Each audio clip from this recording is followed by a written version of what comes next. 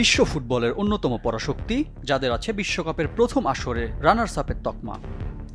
ঝুলিতে আছে 3 বার বিশ্ব চ্যাম্পিয়নশিপের মুকুট, কোপার আসরে যে সংখ্যা 15টি। মেসি ম্যারাডোনার দেশ আর্জেন্টিনার নামের পাশে যোগ করা যাবে এমন অগণিত অর্জন আর বিশেষণ। শুধু ফুটবলারই নয়, বিশ্বসেরা কোচ তৈরিতেও অন্য সব দেশের চেয়ে এগিয়ে লাতিন আমেরিকার দেশ।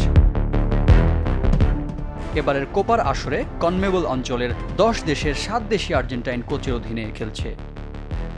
কোয়ার্টার ফাইনালে কোয়ালিফাই করা 4 group champion Uruguay, Colombia, Venezuela, Argentina শিবিরের দায়িত্ব সব আর্জেন্টাইন মাস্টারমাইন্ড, যারা দলীয় পারফরমেন্স বিবেচনায় ছাড়িয়ে যাচ্ছেন একে অপরকে।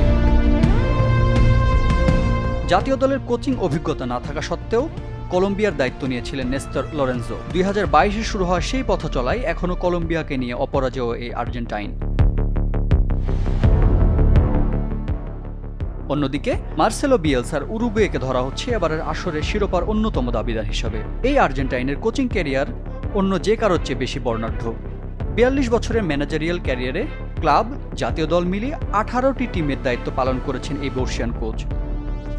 অর্জনের খাতায় যদিও একমাত্র 2003-এর অলিম্পিক গোল্ড মেডেল, কিন্তু বিয়েলসাকে বলা হয় কোচদের কোচ।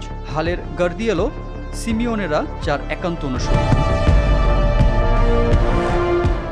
সাম্প্রতিক সময়ে যে আর্জেন্টাইনের রাত চলছে ফুটবল বিশ্বে, তিনি লিওনেল স্কলোনি। কোচিং ক্যারিয়ার অন্যদের চেয়ে তুলনামূলক নতুন হলেও অর্জনের খাতা সবার চেয়ে সমৃদ্ধ। যার নেতৃত্বে 28 বছর পর কোপা আমেরিকা আর 36 বছর পর বিশ্বকাপ জেতে লা আলবিসেলেস্তেরা। ফুটবলের সাফল্যে চিরপ্রতিদ্বন্দ্বী ব্রাজিলের চেয়ে কিছুটা পিছিয়ে থাকলেও বিশ্বমানের প্লেয়ারদের পাশাপাশি বিশ্বমানের কোচ তৈরিতে যোজন যোজন এগিয়ে আর্জেন্টিনা।